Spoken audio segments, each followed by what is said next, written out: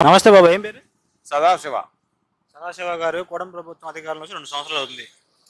ఈ 2 ఏళ్ల పాలన ఎలా ఉంది మీకు?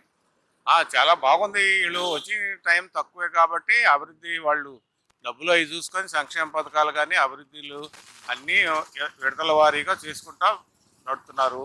ఈ 5 ఏళ్లలో ఆంధ్రప్రదేశ్ రాష్ట్రాన్ని అభివృద్ధి పథంలో తీసుకెళ్తారని నమ్ముతున్నాం. నిజంగా అభివృద్ధి పథంలో వెళ్తుంది ఆంధ్రప్రదేశ్? వెళ్తుందిగా, మరి వెళ్ళకపోతే ఎన్నో బోల్డ్ కంపెనీలు అంతకుముందు పోయినాయి. పోయిన కంపెనీలన్నీ మళ్ళీ తిరిగి కష్టపడి ఎట్టోకట్ట వాళ్ళు మాట్లాడుకొని వాళ్ళతో కాళ్ళు గెడ్డాలు పట్టుకుంటున్నారు, ఏం చేస్తున్నారు, తిరిగి తీసుకొస్తున్నారు. మరి కంపెనీలు వస్తేనే కదా యువతకు అన్నిటికీ ఉద్యోగాలు అవన్నీ జీవనాధారం కలిగేది.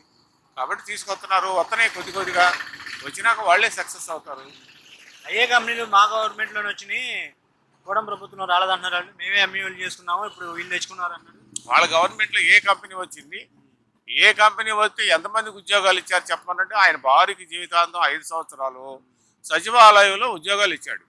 ఆ ఉద్యోగాలనే మేము ఉద్యోగాలు ఇచ్చాం అని చెప్పుకున్నారని ఒక కంపెనీ పెట్టాం, ఈ కంపెనీలో ఉద్యోగం వచ్చిందని చెప్పారా? చెప్పలేదు కదా. అమరాన్ కంపెనీ ఎప్పటి నుంచో స్థిరపడి కంపెనీని హైదరాబాదు తెలంగాణ తరివేశారు. అలాగే కియా కంపెనీని తరివేశారు.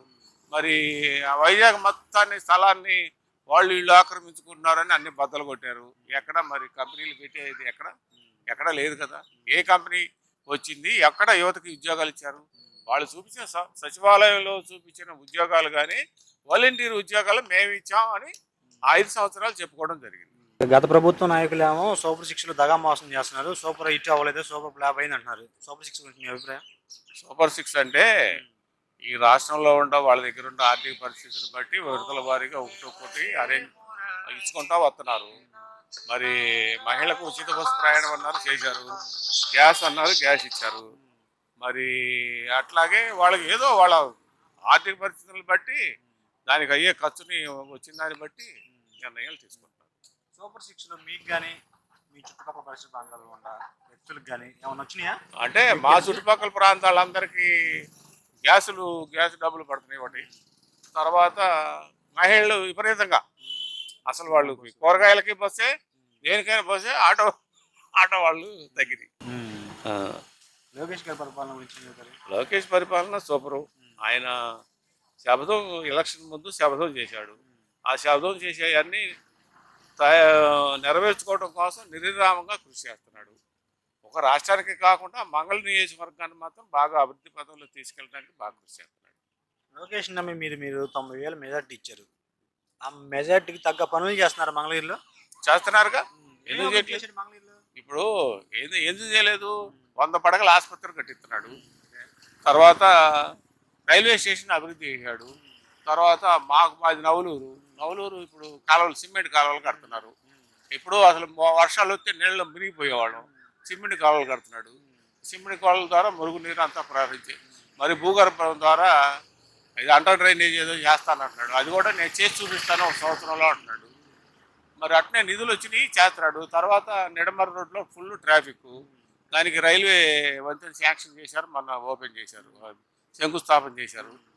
మరి ఆడో హై స్కూల్ బాగా చేశాడంట, నేనైతే చూడలేదు హై స్కూల్ని. లోకేష్ గారు విద్యాశాఖ మంత్రి అయిన తర్వాత విద్యా వ్యవస్థ బాగుందా? గత ప్రభుత్వంలో విద్యాశాఖ మంత్రి ఉన్నప్పుడు విద్యా వ్యవస్థ బాగుందా?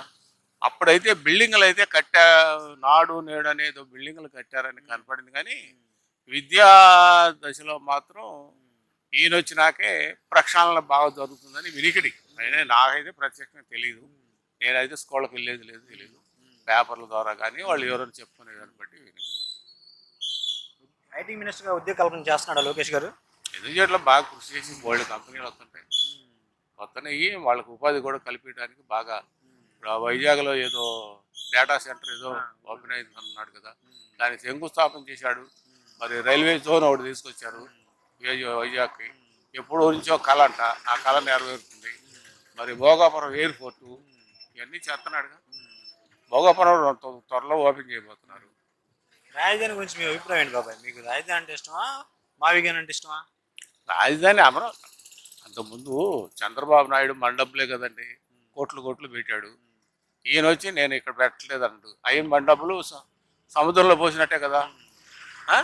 మళ్ళీ ఈయన వచ్చాడు, నేను పెడుతున్నాను అంటున్నాడు, మళ్ళీ పెడుతున్నాడు.